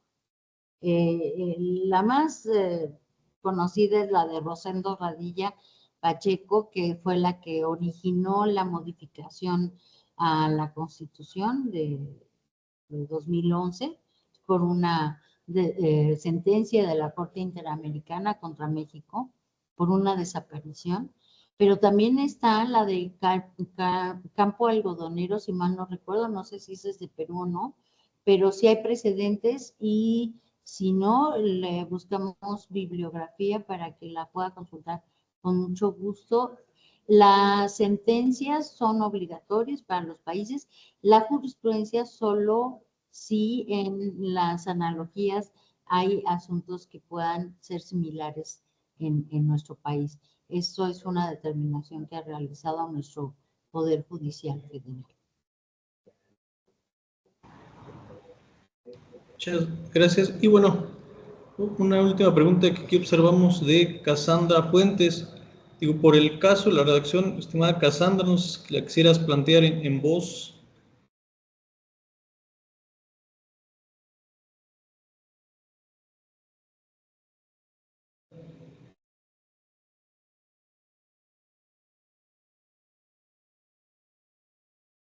No, si no le doy lectura, es un poco amplia, entonces dice: doctora, en la actualidad, además de las personas que se dedican a laborar en el tema de ser repartidores, también tenemos el tema sobre las mujeres que se dedican a trabajar siendo empleadas domésticas y niñeras. Ahora, en cuanto al supuesto en que se tiene una empleada doméstica, pero que esa persona es mujer menor de edad que inició laborando desde los 12 años y en la actualidad tuviera 17, en qué y que en este transcurso se ha violentado todo derecho humano y que además es explotada, ¿cómo entra en la Corte Interamericana y uno como profesionista en que se prevalezca y salvaguarde los derechos de esa menor de edad que a corta edad tenía ese cargo de niñera y empleada doméstica? Qué duro caso, muchas cosas que considerar aquí. Les reitero, no soy especialista en derecho internacional. Primero, bueno, antes de ir a la Corte Internacional hay que apoyarla ya ahorita en el sistema jurídico mexicano para que esto deje de pasar. Parte de las reformas en el nuevo modelo laboral también atendieron los derechos de las personas de trabajo del hogar. Ella, por lo mismo que veíamos en el artículo primero, cuando decía, no se hará discriminación por causas de sexo, etcétera, etcétera.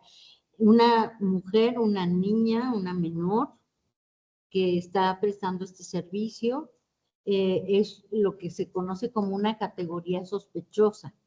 Entonces debe de tener toda la protección de las autoridades cuando se inicie un juicio para que se cumplan los derechos. El trabajo doméstico es un problema muy grave porque muchos de los empleadores tampoco tienen los medios para cumplir con las obligaciones. Y tuvimos un caso en la Junta 20 de la local de la Ciudad de México, terrible, de una persona que contrató a un trabajador para que le hiciera los arreglos del techo de su casa. Vino una corriente eléctrica, tuvo una descarga y perdió los 4 miembros, o sea, las manos y los pies, un muchacho. Y entonces se hizo un juicio en contra de la persona que lo había contratado, que era una persona de escasos recursos, tenía una casa en Iztapalapa que estaba construyendo y que no tenía la manera de afrontar todo el capital constitutivo que había que pagarse al Seguro Social. Este asunto se llevó más bien por llevarlo en contra de la dueña de la casa, era por hacer un precedente, porque se logró que el Seguro Social le diera la atención de la incapacidad y la atención médica, porque no tenía atención médica, y se determinó en esa sentencia, por ahí la tengo, se las voy a dar con mucho gusto, que el derecho a la seguridad social no podía estar al arbitrio de la inscripción voluntaria de un patrón. O sea, si un patrón no inscribe a los y a las trabajadoras en el Seguro Social, eso no le quita el derecho humano de la seguridad social. Entonces, sí es muy importante que se atienda este caso, primero que vayan con las autoridades correspondientes, no sé si por el tema, me parece que es local, y en caso de que no lo tengan, bueno, pueda acudir ya a instancias internacionales para que esta chica, esta persona, esta niña, pues pueda tener toda la protección que se merece en la atención de sus derechos. Muchas gracias, doctora. Y bueno, también hay otra pregunta de Ana María Barrios que dice, ¿usted cree que respecto a derechos humanos ha cambiado o evolucionado el de las trabajadoras del hogar, partiendo del hecho de que sigue siendo un trabajo informal y o que es parte de lo que comentaba doctora? Y también Rocío Ortuño pregunta, doctora, ¿qué opinión le merece la situación de las trabajadoras del hogar o asistentes del hogar que no se ha podido consolidar y culturizar sobre los derechos humanos laborales, con lo que es parte de lo que comentaba? Muchas gracias. El trabajo del hogar no es un trabajo informal. Es un trabajo donde la mayoría de las personas empleadoras no conocen sus obligaciones. Una trabajadora del hogar tiene horarios establecidos, tiempos de descanso que vienen en la Ley Federal del Trabajo, tiene derecho a la inscripción obligatoria en el Seguro Social, tiene derecho a vacaciones, aguinaldo, todas las prestaciones.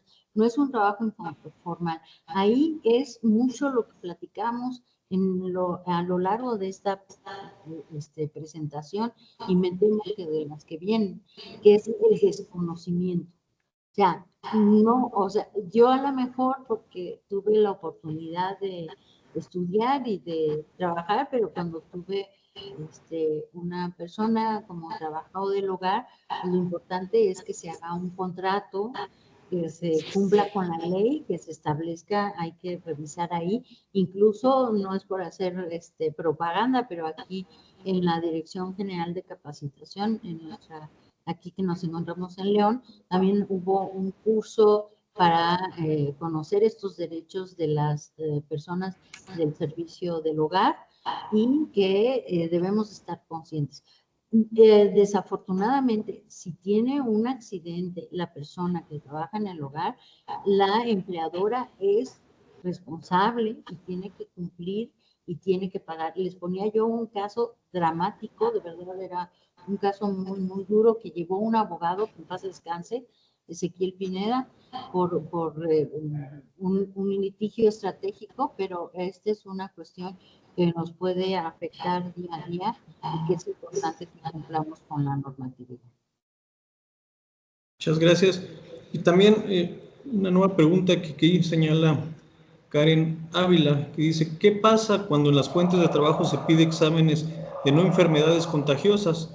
Hablando de VIH, ¿es violatorio de los derechos humanos cuando debería de protegerse el derecho a la intimidad laboral y sobre todas las normas oficiales? Pero ¿qué pasa cuando la fuente de trabajo, su actividad primordial es giro dedicado a la salud, háblese de laboratorios químicos, farmacias, etcétera? ¿Viola los derechos humanos del trabajador? Pues ahí reiterando lo de la negociación, si es para el acceso al empleo, hay medios, hay un no muy explorado juicio por no dar acceso al empleo por discriminación. Se puede intentar. Si ya está en el empleo y es un requisito, pues se entiende que por la naturaleza del trabajo. Pero también esa parte no lo dije y quiero aprovechar. El nuevo modelo de justicia laboral está basado en la conciliación tanto individual como colectiva. O sea, incluso pues ya el nuevo modelo establece una etapa de conciliación previa obligatoria antes de acudir al juicio. Entonces, sí es una violación desde mi punto de vista, está prohibido pedir, pero si ya es un trabajador, si es parte del perfil del puesto y por la situación que se está trabajando, pues es importante también la responsabilidad de que no vaya a tener una enfermedad que pueda, no porque sea VIH, puede ser influenza, puede ser lo que sea, pero que no contagie a las personas si es que su trabajo puede poner en riesgo, ¿no? Si es una persona que trabaja con VIH y no está llevando muestras o algo así que pudiera su propia labor generar una situación de contagio, es una violación a sus derechos humanos que le puedan impedir cualquier situación por ese tipo de enfermedades. Muchas gracias. Ya no tenemos más preguntas, entonces, maestro Manuel, ¿nos quisiera dar algún mensaje al final de esta sesión? No, gracias en primer lugar a Carolina y a todas, a todos por su interés en el tema. Seguramente a medida que vayamos avanzando habrá mucho más interacción. Creo que ahora lo que sigue es establecer una lectura que ya había indicado Carolina, y la idea es que se vaya haciendo un control de lectura, nada más de la comprensión, qué comprendimos de lo que se dijo, cuál fue la lección con lo que nos quedamos de lo que hoy oímos, y que la lectura tratará de consolidar, hacer un reporte, y esto se irá recogiendo los martes. Será parte de la reflexión y del esfuerzo que tendremos que hacer, del compromiso, y lo cual esperemos que con los que empecemos acabemos con constancia y compromiso en que el diplomado, en medida que avancemos, veremos que iremos profundizando en los temas de este nuevo modelo laboral que implica, como hemos dicho, un cambio en términos de la cultura del trabajo en nuestro país. Eso es básicamente, yo agradezco. Y Raúl, pues tú ya irás indicando lo que sigue y cómo sigue. Creo que estamos en tiempo, así es que muchas gracias. Gracias, Carolina, y gracias a todas, a todos. Gracias a ustedes, maestro. Con esto terminaríamos esta sesión. Hola, buenas tardes. Adelante, adelante. Sí, muchas gracias, muy amable. Doctora Carolina, muchas felicidades. Fue una extraordinaria exposición y la verdad me quedo con un buen sabor de boca dada la naturaleza del dominio del tema y lo dinámica o dinámico que fue la presentación. Entonces, por ahí vamos a continuar dándole seguimiento a las indicaciones para el tema de control de lectura. Agradezco mucho, desde luego, a Manuel Arturo García. Gracias, maestro, por ser facilitador del contenido y de esta gran iniciativa en cuanto al diplomado. Es una inquietud que tenemos algunos de los compañeros, Raúl, relativo a las asistencias y relativo a, bueno, el control de lectura creo que ya quedó muy claro por el doctor Manuel Arturo. Entonces, pero sin embargo, con el tema de las asistencias, de inicio, tuvimos a bien en registrarnos y se nos mandó una liga, pero después en un intermedio creo que se subió al chat el tema relativo a la permanencia de la asistencia y participación. Entonces, pero creo que algunos no lo vimos, pues estuvimos más concentrados en la exposición y en las inquietudes que el registrar nuevamente para la permanencia de la asistencia en el chat. Entonces, no sé si por ahí va a haber alguna consideración a los que desde un inicio nos registramos, pero no nos volvimos a dar de alta o no pudimos pasar asistencia. Muchas gracias, es cuanto. Muy amable. Sí, estimado José Miguel Fuentes, muchas gracias también por acompañarnos, que es director general de Promoción y Desarrollo Laboral en la Subsecretaría del Trabajo y Previsión Social aquí del Gobierno de Guanajuato, a quien nos agradecemos también mucho su apoyo en la promoción de este diplomado. Nada más comentar que, bueno, en un inicio que el registro previo en esta sesión implica ese pase de asistencia. Posteriormente mandamos un link, nada más es como para refrescar el criterio, pero bueno, tenemos aquí finalmente el seguimiento a ustedes, que con mucho gusto también cualquier situación nos la pueden comentar, pero por lo pronto ya esa asistencia estaría considerada, estimado José Miguel. Hombre, muchas gracias, muy amables, y muchas felicidades. Aquí estamos al pendiente. Muchas gracias. Gracias. Con esto concluiremos. Nuevamente agradecer su presencia. Cualquier duda estamos pendientes de ustedes y bueno, muchas gracias. Que tengan excelente tarde todas y todos. Gracias. Gracias, Premier. Muchas gracias. Muchas gracias. Gracias por sus comentarios. Muchas gracias. Gracias. Gracias, hasta luego. Gracias. Gracias. Muchas gracias, buenas tardes. Gracias, hasta luego.